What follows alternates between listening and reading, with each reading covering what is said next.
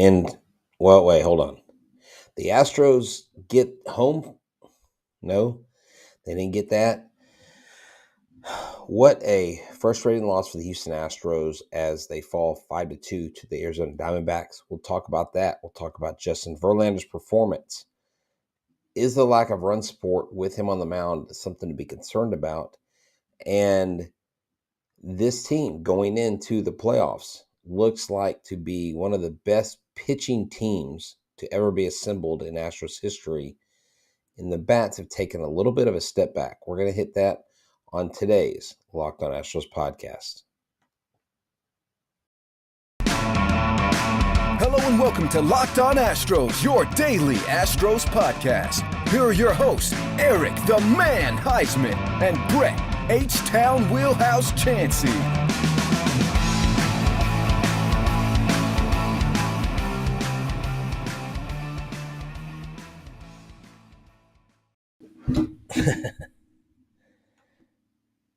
We are Locked On Houston Astros, and we're your daily Astros podcast. I'm H-Town Wheelhouse. You can find me on Twitter and Instagram and on Facebook, and Astros411 on Twitter, Instagram, and Facebook. Always positive, always Stros. You can find the show at Locked On Astros, your team every day. And with the night like tonight, give me 1 second. I got to plug this computer in, and that's just kind of how things went tonight for the Houston Astros. So, man, what a rough ending, followed by a rough start. It's one of those games where Chas McCormick comes in and you think, okay, this is going to be the Chas McCormick game. That's what I thought I was going to be talking about. That's what I thought I was going to make the title about. Then I thought maybe Altuve comes in at the end and gives up a late inning heroic hit. Christian Vasquez was up at the plate late in the game. Let's call it the Christian Vasquez game. And then Will Smith takes the mound, and the rest is history. What an underwhelming game for what should have been Justin Verlander's 18th win. He only gave up 2 runs. But I did some looking into the numbers with Justin Verlander and how many runs he's given up and not given up, and run support and what supports that. Does him not getting run support really matter? And really, it really doesn't. I mean, he's given up 0 runs 10 times, and the Astros have won 9 of those 10 games. They've scored enough to give him 17 wins on the season. It's just one of those weird games where this is the Arizona Diamondbacks. This is a team that doesn't have anything to fight for. And Gallen, although he lasted long into the game, he wasn't ultra excellent. But one of the concerns, I think, for today's game and for going into the playoffs is what offense is going to show up day in and day out. Make sure that if you listen to us, you make the Locked On Astros podcast your first listen every single day. H-Town Wheelhouse. Thank y'all for tuning in. I'm flying solo tonight, and I'll be flying solo on Thursday as well. We'll be back together on Sunday as we discuss the final games, the final 2 series, the Rays series this weekend, and then the Philadelphia Phillies series, who may still be playing for something. We'll be back together for that, going full steam into the playoffs. So thank y'all so much for tuning in. Again, this game was weird. I mean, it was a night where, even though you heard the other side, there was a guy by the number 99 that did something pretty special and amazing, and you had hoped that the Astros winning would kind of take the wind out of those sails and not make that news such a big deal. But we've got to talk about it because it hasn't been done since Roger Maris that Aaron Judge tied Roger Maris's American League home run record with 61 home runs against Toronto. I kind of wish the Blue Jays would have walked him, quite honestly, just kept walking him. But what was weird was this game tonight was supposed to be a win, especially when Chas McCormick evens the game up with a 2-run home run. You think, okay, the Houston Astros got it. They're gonna do what they need to do tonight. I mean, McCormick was 3 for 3, a home run, a walk, and 2 RBI. But just in the end, they couldn't get it done. They had 7 hits. They left 11 on base. The Arizona Diamondbacks left 11 on base. Um, the Diamondbacks had 4 stolen bases, and the Astros had 1. You had Bregman get caught up on the bases at one point. I don't know if that was an issue. But in the end, let's talk about this. Let's talk about Mauricio Dubon batting towards the end of the game. At one point, I tweeted, "Why not pinch hit um, Hensley in that spot?" David Hensley. David Hensley has been on fire. You have a game that's tied. You need to manufacture runs. And why not have him up before you even get to Jose Altuve hitting and bunting and trying to bunt, which I was like, whatever. To me, you put your guy in to help you win, a pinch hitter in to help you win, and Dubon is not the guy. Now, if Dubon gets a hit and scores a run, and we don't go to extras, and he's the hero, then we're having a completely different discussion. But the fact that they let Dubon hit in that situation was a head scratcher. And I wasn't the only one thinking that. Guy on first and second, bottom of the seventh, 2 outs. Mauricio Dubon struck out swinging. And it was just, I don't know. It's one of those nights where you start the bottom of the ninth. Well, you know what? Let's do this. Let's talk about Justin Verlander before we get into the offense and the frustrations there. Justin Verlander, 7 innings, 6 hits, 2 runs, only 1 earned, 1 walk, and 8 strikeouts. 1.80 ERA, and he does not get a decision. He needed to get the decision. The team needed to step up and give him more run support. But like I said, Justin Verlander, and I did the numbers earlier, Justin Verlander has he's only given up 3 runs or more in a few of his starts. Most of his starts have been 0 runs, 1 run, or no runs, or I'd say 2 or less.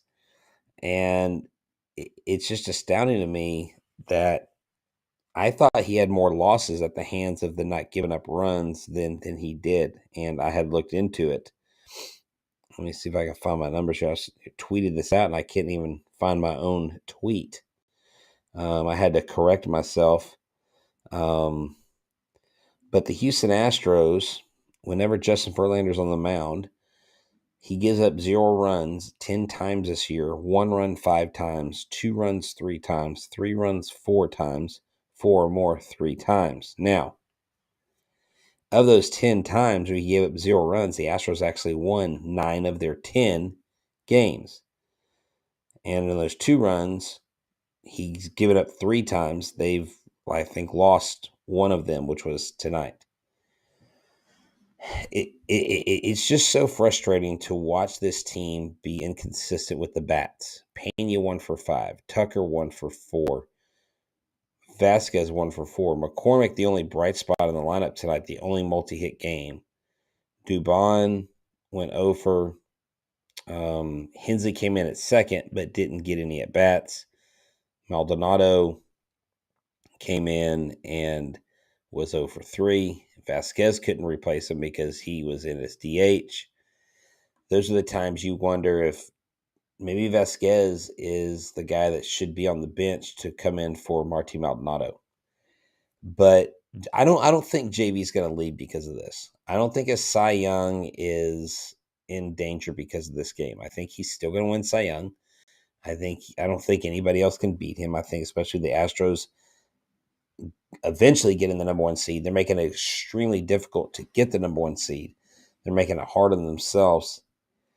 And they're just as probably baffled or upset, or maybe they're not. Maybe they're like, it's another game, it's a loss, whatever. We have a day off. We'll refocus when we get to the Rays. They just swept the Rays. Maybe they hand the Rays another sweep, or they win the first 2 of 3 against them, and everything's good and the universe is right.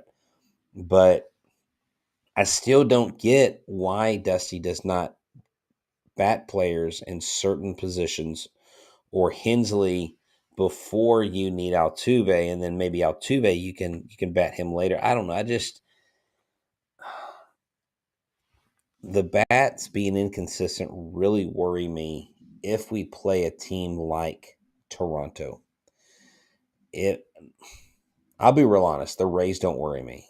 I just don't see them being a problem for us, matchup wise. I think that as this is the season's winding down, just know that the nights are getting longer, but the breeze isn't the only thing that's getting stiff. That's right. This episode is brought to you by Blue Chew. Guys, we all know that confidence can take you far in life. That's especially true in the bedroom, especially when it's time to step up to the plate.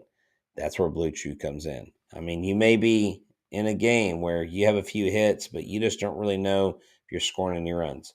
Blue Chew is the unique online service that delivers the same active ingredients as Viagra and Cialis, but in chewable tablets.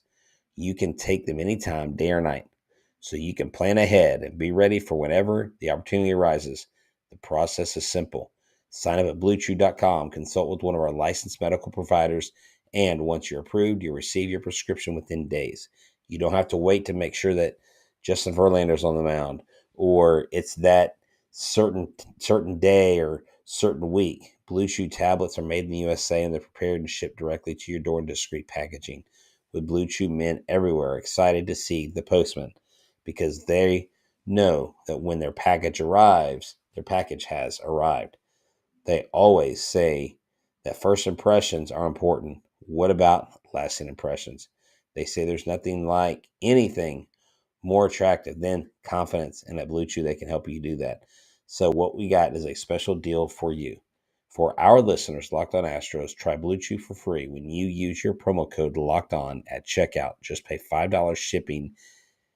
That's BlueChew.com, promo code Locked On to receive your first month free. Visit BlueChew.com for more details and important safety information. And we thank Blue Chew for sponsoring this episode. So here's the deal. I think Hensley needs a chance. I think that you go out there and you put your best foot forward and you make sure that your guys are in the best position to win night in and night out. I don't know that they did that tonight. But then again, the Astros starters who were in there, in Tucker, Diaz, Pena, Bregman, they could have all done more. Vasquez and Mancini both got a hit. Again, McCormick, but it clearly wasn't enough. I'm not making World Series implications or not based on this game. I'm not saying the Astros can't tough it out in a playoff series and the bats won't show up. The one thing I'm not concerned about is the pitching. I'm not concerned about the pitching. I'm not concerned about what they offer in their ammunition they have that way. I am concerned about the inconsistency of the bats. I am concerned that at the wrong time and not frequently enough are the lack of runs coming through on a consistent basis eventually going to catch up to us. I don't care what lineup Dusty rolls out there. I don't care who he puts in center field. One center fielder, whether it's Dubon or McCormick, isn't going to make or break a playoff game. What's going to make or break a playoff game is Bregman going 0 for 4, Pena going 1 for 5, Alvarez going 0 for 3, Altuve going 0 for 2. And I understand that I'm always positive, always Stros. But Yordan Alvarez is a key to this game. And you guys are sitting here talking about Yordan Alvarez. He may be back for the Rays. I'm not rushing him back. I could care less if Yordan Alvarez plays another regular season game until the playoffs or doesn't play until the playoffs or until the Philly series. That's fine with me. Win one game, rest your guys, and just get them healthy. Make sure they are on point, that they are ready to play, because you shouldn't be losing to the Arizona Diamondbacks 5-2. I mean, Verlander 7 innings, Montero 1, Presley 1, Will Smith, 0.2 innings, totally just craps the game away. But Will Smith wouldn't have been put in that situation if it weren't for the bats to have woken up. A loss is a loss as a team, and it doesn't matter. And I need to ask you this. If you are considering going to the playoff games and you're like, you know what? I'm just not going to make it to the ALDS, or you're not making it to any more games out at Minute Maid Park, but you want somewhere fun to watch the Houston Astros play, I want to tell you, you need to go to Hooters of NASA. They have an amazing setup. Rosie has got this place rocking, and the world famous Hooters girls are there. They're there to serve you. They've got TVs everywhere. They've got great wings, brew, and fun to be had by all. Eric loves the teriyaki wings with curly fries. I like the honey chipotle, buffalo, and there's so many flavors. Like I could list them all to you, but it would probably take 3 or 4 minutes to list all the great things. They even have fish tacos. And if you mention Locked on Astros, they'll give you a free basket of fried pickles. Personally, that's my favorite. When I do have fried foods, which I don't eat them often, I go for the fried pickles there at Hooters. They've got so many things going on there. They have a bus trip coming up October 2nd. This is their second one this year. They've got events. They'll do charitable events for different organizations. So come hang out where the Locked on Astros boys hang out and watch the Astros with great grub and brews, and ask them what their featured beers on tap are. I-45 South, exit 528 for great wings and the best service from the world famous Hooters girls. They are conveniently located near the NASA Valley Shopping Center and Baybrook Mall in Webster. Come see them for lunch, work, after work, or for dinner, or to celebrate a special occasion. That's 20796 Hooters of NASA. Check them out, 20796 Gulf Freeway. Check out Hooters of NASA. Tell them the boys at H-Town the boys at Locked on Astros sent you. So let's stop talking about this game because I'm done with it. It's pointless. We're not going to beat a dead horse here. Michael Brantley, his comments. I loved seeing him on the camera. I loved seeing what he had to say about his time in Houston. And Michael Brantley basically said that from the organization, the top of the organization, Jim Crane, all the way down to the players and the staff, and I'm sure he's talking about clubhouse staff, he said the moment since he's walked in the door, he's felt a part. He said him and his family absolutely love Houston. They love what the Astros organization is about. And he basically has a desire to come back in 2023. And let me tell you what I think that means. What I think Brantley is saying and what I think will happen is the Astros, irregardless of what happens this year, will go after Brantley in free agency. They might let him test the waters a little bit. But Brantley ultimately stays here. And I think Brantley, and this is what could happen. I'm not saying it will happen. This could happen. Brantley would take a team-friendly deal. I think Brantley takes a team-friendly deal. He plays between 120 and 140 games, no more, because of his age, because of needs, because of injuries. And you give him the rest days he needs. You monitor how he's doing health-wise, and you make sure that come playoffs 2023, that he is healthy and able to contribute to this team.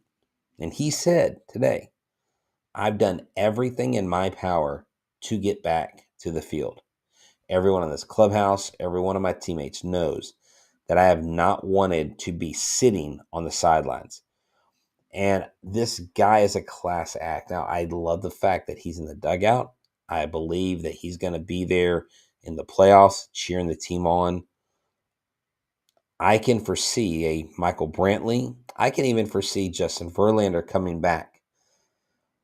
We've got some things, though, that we've got to talk about, and we're going to talk about probably after the Rays series where we see how things are going to line up for the Phillies series.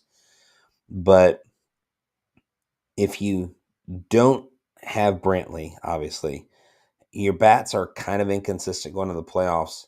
You've got to make sure you know who it is you're throwing out there and who that fourth starter is going to be. In the ALDS, it may not matter, but it may matter. I still think Christian Javier earns that fourth spot over Luis Garcia and over Jose Urquidy. I know Jose Urquidy is the big game pitcher. I know Jose Urquidy has 3 World Series wins, and he's got more World Series wins than any Astros pitcher currently on the staff. But I want to know, what are the guys doing for you now? And what Christian Javier has done has had a quietly strong year for the Houston Astros pitching wise. And it's been nothing less than astounding to watch Christian Javier. A key in this playoffs, and let's kind of look at the playoffs a little bit, is going to be someone like Jose Altuve. Jose Altuve's numbers have been actually better this year overall. Actually, his WRC plus is better, not all of his numbers. His WRC plus is better this year than it was in 2017 when he won the MVP. His numbers have been phenomenal all year. He's still flirting with 300, even though he came in. He's at 297. But his OPS, I believe, is still right at 900, if not a little higher. He's trying to get to that OPS number of 900 for the season.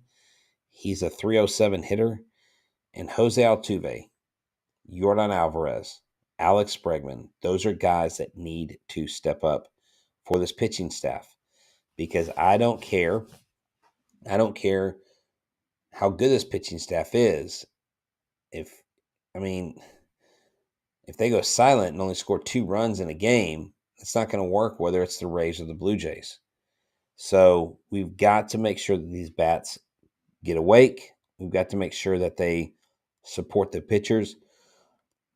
And if Justin Verlander is your opening starter for the ALDS, you absolutely need to win that first game.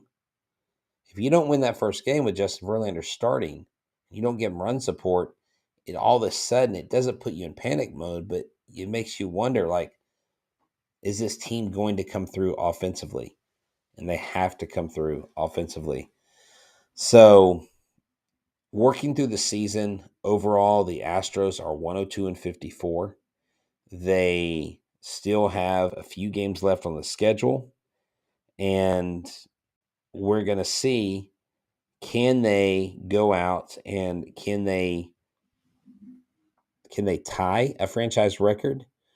If they do, they would have to basically win every game they have left on their schedule, because they have 3 versus Tampa and 3 versus the Phillies. This is a 6-game series at home. And if you win those 6, actually that would be 108. And that would be a great accomplishment for the Houston Astros. But I don't think the Astros care how many wins they get at the end of a season. I really don't think it matters to them if they have 108 or 106 or 107 wins. I think what matters to them is that they're firing on all cylinders, and that's where I'm going to end it tonight. The Astros have got to be firing on all cylinders. Let's see. Someone's asking me, what do you think about Dusty saying all starters will be playing the rest of the season? Well, maybe he's serious about getting to 108. Maybe he's serious about going 6-0 to end the season. And Joseph, you did call 108 wins a month ago. But I also, like, I don't know. Guys, I'll be real honest with you, and I'm going to wrap it up on this, because this is just one of those games where you just want to forget about. You want to move on. I don't mind win streaks at the end of the season, and I guess 6 games isn't like this amazing, massive win streak. But if you don't take 5 out of these next 6 or 4 out of these next 6, like, why the heck are you playing these games? You want to win. And Dusty Baker probably senses that he needs all his guys firing on all cylinders. And winning would show all cylinders firing. That's correct. I agree with that 100%. 100%, that's what you want to see. I just don't like the inconsistency. I just don't like where the offense is at times because the potential this offense has is astounding. The ability to hit home runs and score runs and hit with runs and score in position, they can do it. They just haven't done it as powerfully and as consistency as they have in the past. Um, he said, honest, Gus says, honestly, who cares? We had that moment tonight and Dusty doused it. Yeah, I mean, look, Dusty as a coach will take it on a chin for this loss, but Dusty doesn't go out on the mound and Dusty doesn't perform. It's his players that ultimately have to perform. Whether Dubon's starting or not, Dubon's got to get the job done. And it just makes you wonder, is Dubon going to be on the playoff roster? Well, hey, guys, that's all I got for tonight. The Astros fall 5-2 to the Arizona Diamondbacks. They go into the off day before facing off against the Tampa Bay Rays. And once again, I want to say to all of our listeners in Florida, we really hope that you are able to be safe through this whole storm.